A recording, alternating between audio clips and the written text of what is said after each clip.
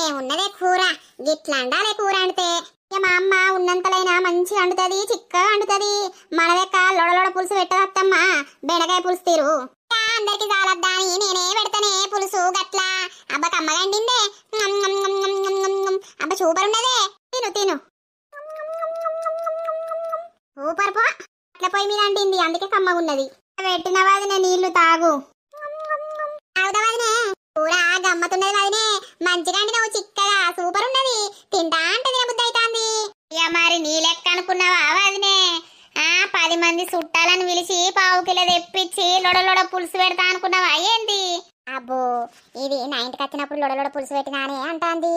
మేము ఎంత లేకున్నా కూడా వచ్చిన చుట్టాలను మంచిగా అరుచుకుంటాం. నాకు తెలియదా వదినే మీ గురించి?